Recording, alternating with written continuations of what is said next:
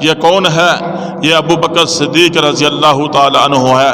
اسلام لانے میں ابو بکر سب سے پہلے نمبر پر ہے، محبوب کے ساتھ یاری میں ابو بکر سب سے پہلے نمبر پر ہے، اسلام کے لیے چندہ دینے میں ابو بکر سب سے پہلے نمبر پر ہے، اور پیغمبر کے ساتھ تعاون کرنے میں اور اسلام کے مخالف لوگوں کا مقابلہ کرنے میں ابو بکر پہلے نمبر پر ہے۔ بلکہ ابو بکر کی محبت کو میں یوں کہتا ہوں، ابو بکر تو وہ ہے جو خلافت میں بھی پہلے نمبر پر ہے، پیغمبر کے ساتھ محبت میں بھی پہلے نمبر پر ہے۔ ابو بکر تو وہ ہے جو پیغمبر کا بچپن کا دوست، لڑکپن کا دوست، جوانی کا دوست، ساری عمر کا دوست، اور اس کے بعدگار کا دوست، مزار کا دوست۔ ابو بکر نے محبت کی انتہا کر دی، وفا کر کے دکھا دی۔ ابو بکر اسلام لانے میں سب سے پہلے نمبر پر ہیں۔ جب اسلام کے اندر کچھ لوگ آ جاتے ہیں، 38 کے لگ بھگ جب لوگ اسلام کے اندر داخل ہو جاتے ہیں، ابو بکر مکے کے چوک کے اندر کھڑے ہوتے ہیں، لوگوں کو کلمے کی دعوت دیتے ہیں، لوگوں کو اسلام کی طرف بلاتے ہیں۔ مکے کے لوگ ابو بکر پر حملہ کرتے ہیں، ابو بکر کو اتنا مارتے ہیں، ابو بکر بے ہوش ہو جاتے ہیں۔ جب ہوش آتا ہے کیا ہوتا ہے؟ پورا جسم جو ہے زخموں سے چور ہو چکا ہے۔ اس پر اما عائشہ رضی اللہ تعالیٰ عنہ فرماتی ہیں، اس دن میرے بابا کو اتنا مارا گیا، کلمے کی وجہ سے، اسلام کی وجہ سے، اللہ اور اس کے رسول کی محبت کی وجہ سے میرے بابا کو اتنا مارا گیا کہ میرے بابا کے سر کے جس بال کو بھی ہاتھ لگاتے تھے وہ بال سر سے علیحدہ ہو جاتا تھا۔ جب ہوش آتا ہے، ہوش آنے کے بعد کہا جاتا ہے کہ ابو بکر کچھ کھا لو، کچھ پی لو، بڑے زخم آئے ہیں۔ اسلام کے لیے، دین کے لیے، اللہ اور اس کے رسول کی محبت میں ابو بکر تو نے بڑے دکھ اٹھائے ہیں۔ ابو بکر عرض کرتے ہیں کہ نہیں نہیں نہیں، میں ابو بکر اس وقت نہ کچھ کھا سکتا ہوں، اس وقت تک نہ کچھ پی سکتا ہوں جس وقت تک ابو بکر کملی والے کی زیارت نہیں کر لیتے۔ 2 آدمیوں کے سہارے پکڑ کر کملی والے کے پاس لے جایا جاتا ہے۔ اللہ کے محبوب دیکھتے ہیں میرا یار آ رہا ہے، ابو بکر آ رہا ہے۔ محبوب مسکراتے ہیں اور فرماتے ہیں کہ ابو بکر، اسلام کے لیے، اللہ اور اس کی رسول کی محبت کے لیے تو نے بڑے دکھ اٹھائے ہیں۔ یہ ابو بکر صدیق رضی اللہ تعالیٰ عنہ کی محبت ہے۔ اس کے بعد ساری زندگی وفا کر کے دکھائی۔ اللہ کے محبوب نے غزوہ تبوک کے موقع پر چندے کا اعلان کیا کہ میرے صحابہ، اسلام کو چندے کی ضرورت ہے۔ ابو بکر گھر کی طرف دوڑ کر جاتے ہیں، اپنے گھر کا سارا سامان ایک گٹھڑی کے اندر باندھ لیتے ہیں۔ باندھنے کے بعد سر پر گٹھڑی اٹھاتے ہیں، کملی والی کی طرف آ رہے ہیں۔ راستے کے اندر دل کے اندر خیال آتا ہے کہ میرے جسم پر بڑا قیمتی لباس ہے، اللہ کے نبی کے حکم پر تو جان بھی نچھاور ہے، سب کچھ قربان ہے، تو کیوں نہ ہو سب کچھ ابو بکر کے حکم کے مطابق، اسلام کے مطابق جو ہے لگا دیا جائے۔ اس پر دوبارہ گھر جاتے ہیں، اپنا قیمتی لباس جسم سے اتارتے ہیں، جسم پر ٹاٹ کا لباس پہنتے ہیں، گٹھڑی کے اندر باندھ کر اللہ کے محبوب کی خدمت میں حاضر ہوتے ہیں۔ اور کہا اللہ کے نبی صلی اللہ علیہ وسلم پوچھتے ہیں ابو بکر، گھر والوں کے لیے بھی کچھ چھوڑ کر آئے ہو؟ اس پر ابو بکر عرض کرتے ہیں اللہ کے نبی، گھر والوں کے لیے کچھ نہیں چھوڑ کر آیا، آپ نے فرمایا تھا جو کچھ ہے لے آؤ، تو میرے پاس جو کچھ تھا اسلام کے لیے میں لے آیا۔ اللہ کے نبی صلی اللہ علیہ وآلہ وسلم ابو بکر سے باتیں کر رہے ہیں، آسمان سے نوریوں کے سردار آتے ہیں، ان کے جسم پر ٹاٹ کا لباس ہے۔ محبوب دیکھتے ہیں، پوچھتے ہیں اے جبرائیل، اے نوریوں کے سردار، ابو بکر سے تو میں نے چندہ مانگا تھا، اس لیے جسم پر ٹاٹ کا لباس پہن کر آ گیا، تو نے جسم پر ٹاٹ کا لباس کیوں پہنا؟ اس پر نوریوں کے سردار جبرائیل علیہ السلام عرض کرتے ہیں اللہ کے نبی، جس وقت سے ابو بکر نے زمین پر ٹاٹ کا لباس پہنا ہے، میرے رب کو ابو بکر کی یہ ادا اتنی پسند آئی ہے، میرے رب نے آسمان کے تمام فرشتوں کو حکم دیا ہے کہ آسمان کے فرشتوں تم بھی ابو بکر کے طریقے پر چلتے ہوئے آج ٹاٹ کا لباس پہن لو۔ یہ ابو بکر صدیق رضی اللہ تعالیٰ عنہ ہے۔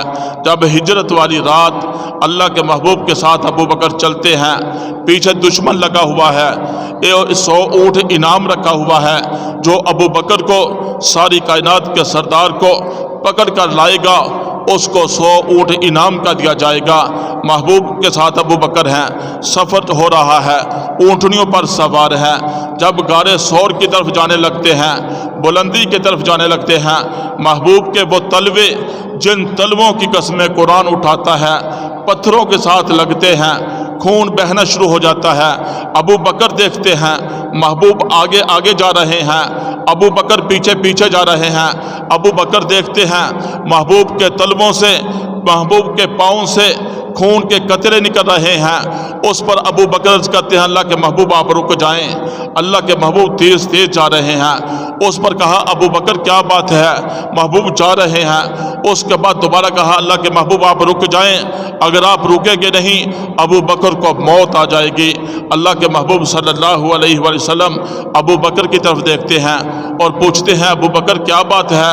اس پر ابو بکر کہتے ہیں کہ محبوب مجھ ابو بکر سے یہ برداشت نہیں ہوتا کہ آپ کے تلوے پتھروں کے ساتھ لگیں اور آپ کے تلووں سے خون مبارک بہہ جائے۔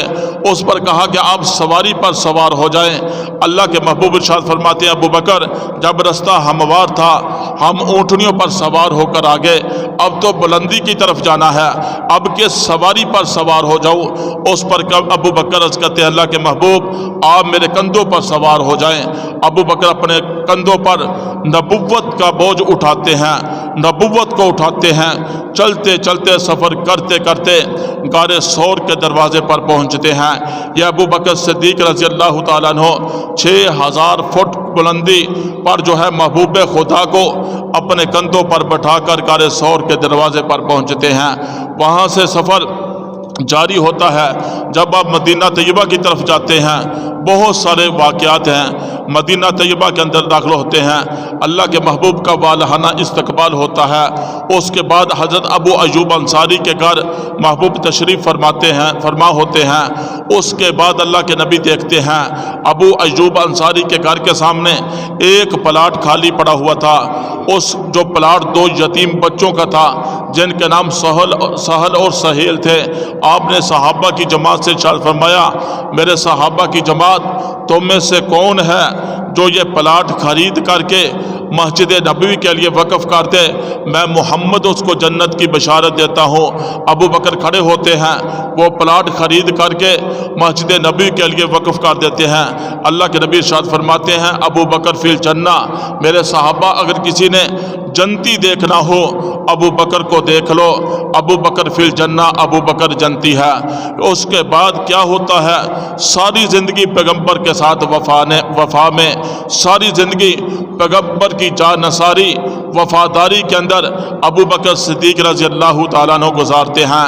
پھر ابو بکر کی نیکیاں کتنی ہو جاتی ہیں، اتنی نیکیاں ہو جاتی ہیں۔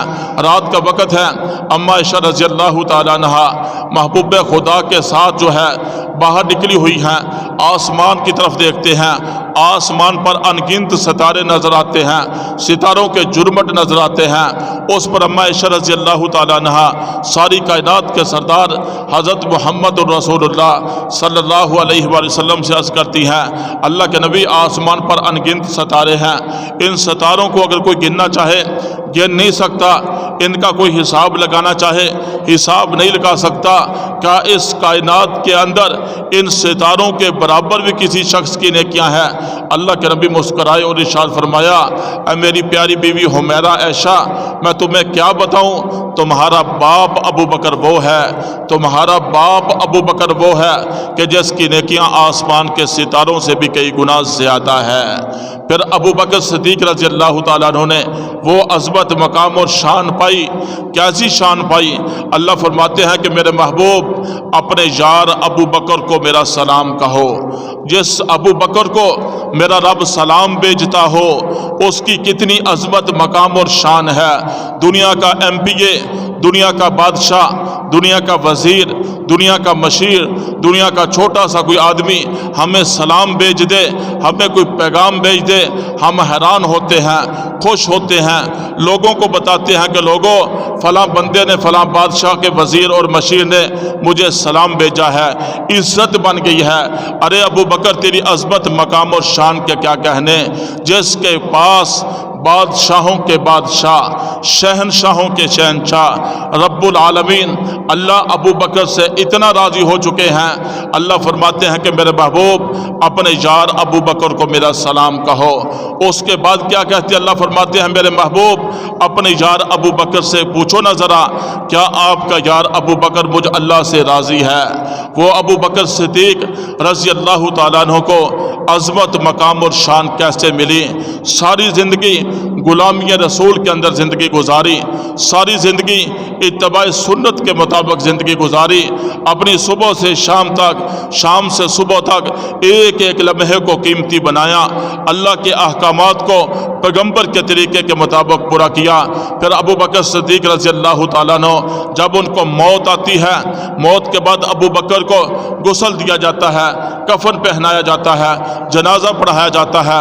اس کے بعد ابو بکر کی بیعت کو جب روضہ رسول کے باہر لے جا کر رکھ دیا جاتا ہے، ایک صحابی نے آواز لگائی، اللہ کے محبوب آپ کا یار، آپ کا بچپن کا دوست، لڑکپن کا دوست، جوانی کا دوست، غار کا دوست اور جو ہے ساری زندگی کا دوست حاضر ہے، اگر اجازت ہے روضہ رسول کے اندر دفن کر دیتے ہیں، اگر اجازت نہیں ہے تو جنت البقیع کے اندر دفن کر دیتے ہیں۔ وہاں علماء نے لکھا کہ اس وقت جب صحابی نے آواز لگائی، روضہ رسول کا تالا ٹوٹتا ہے، ٹوٹنے کے بعد زمین پر گرتا ہے، زمین پر گرنے کے بعد وہ دروازہ کھل جاتا ہے اور اندر سے آواز آتی ہے، ادخل الحبیب الی الحبیب، کہ دوست کو دوست کے پاس لایا جائے، اتنی لمبی جدائی برداشت نہیں ہوتی۔ یہ ابو بکر صدیق رضی اللہ تعالیٰ عنہ کو ساری عظمتیں، سارے مقام اور شانیں پیغمبر کی اتباع اور سنت کے مطابق زندگی گزارنے کی وجہ سے ملی۔ یہ کون ہے؟ یہ فاروق اعظم رضی اللہ تعالیٰ عنہ ہے۔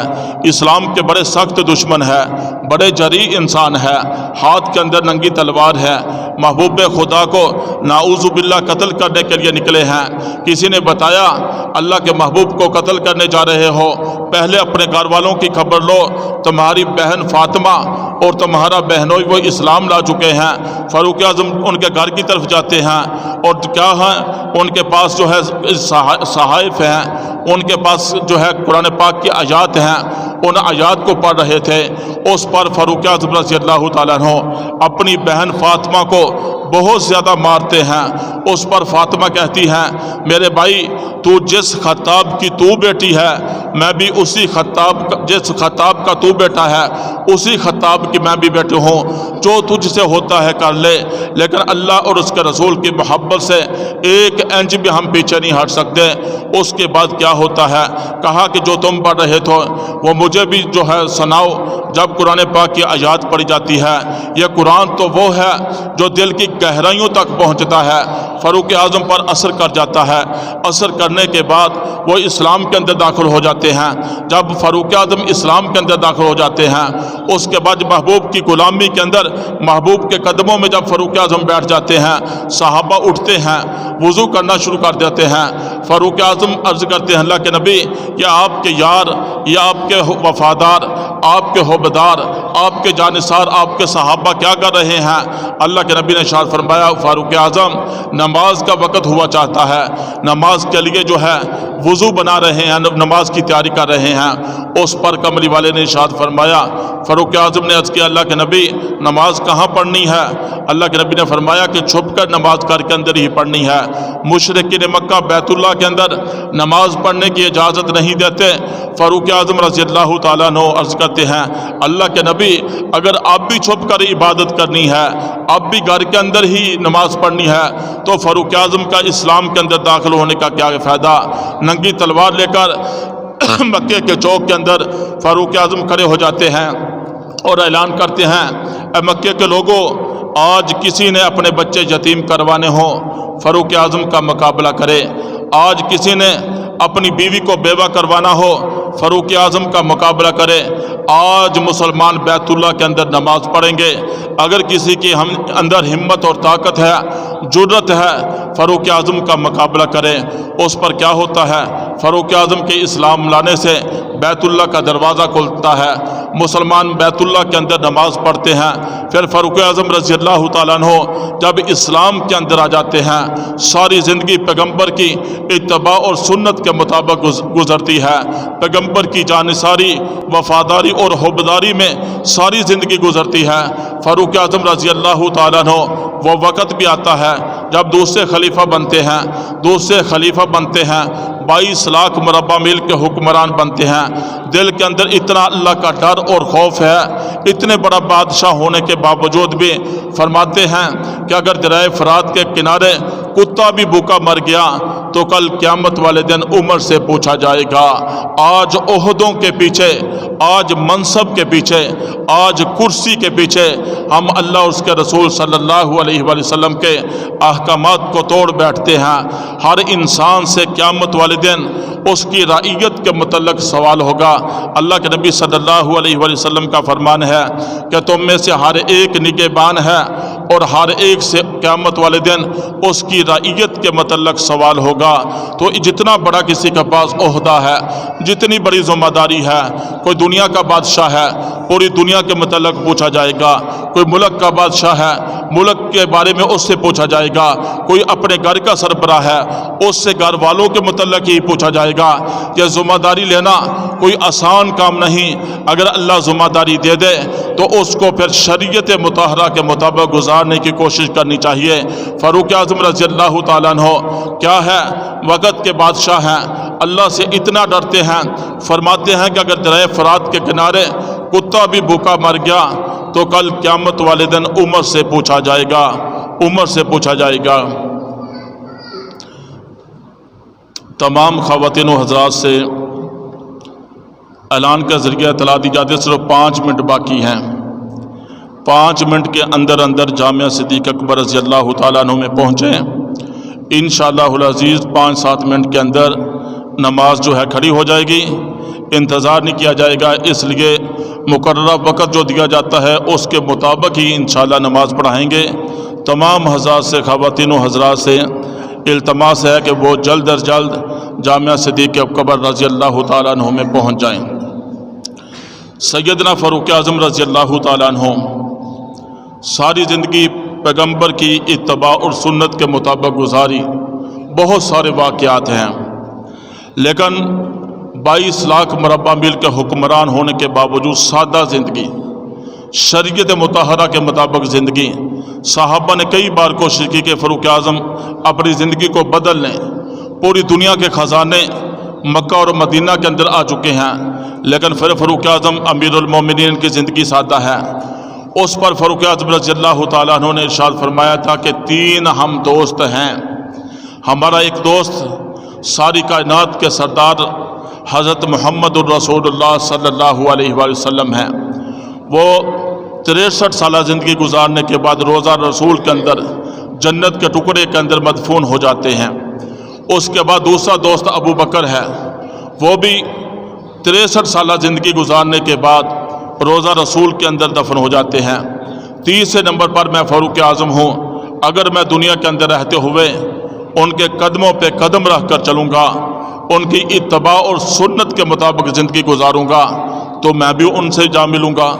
لہذا جب موت کا وقت آتا ہے، موت کے بعد عبداللہ بن عمر رضی اللہ تعالیٰ عنہما اما عائشہ کے پاس جاتے ہیں اور عرض کرتے ہیں کہ ہم اپنے باپ کو لے آئے ہیں، اگر اجازت ہو تو روضہ رسول کے اندر دفن کر دیتے ہیں، اگر اجازت نہیں ہے تو جنت البقیع کے اندر دفن کر دیتے ہیں۔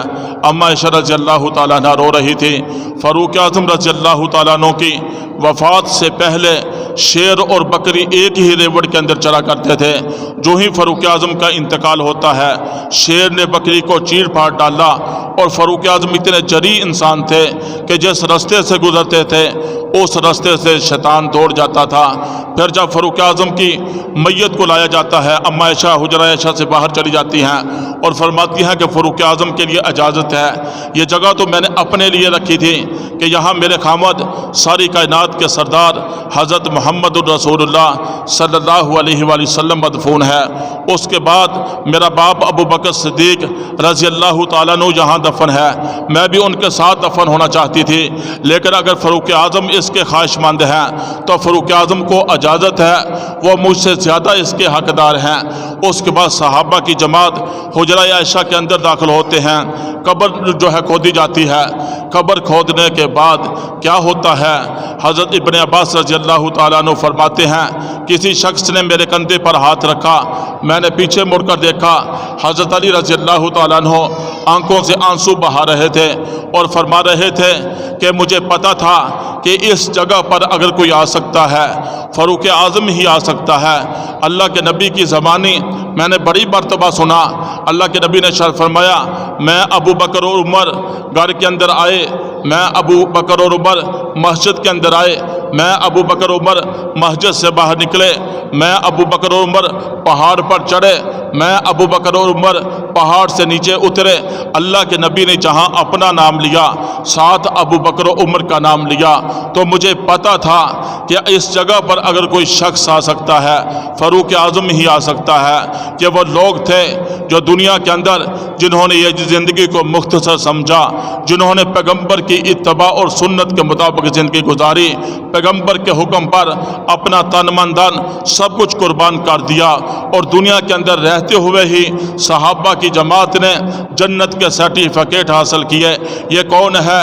یہ حبشے کا کالا بلال ہے، جس کے موٹے موٹے ہونٹ ہیں۔ زمانے والے شاید ابو جو ہے بلال حبشی کو کچھ نہ سمجھتے ہوں، جب اسلام قبول کیا، اسلام قبول کرنے کے بعد امیہ بن خلف جس کے غلام تھے، وہ دوپہر کے وقت تپتی ریت پر بلال کو لٹاتا، اوپر باری پتھر رکھ دیتا اور کہتا بلال کلمہ چھوڑ دے، اللہ اور اس کے رسول کی محبت چھوڑ دے۔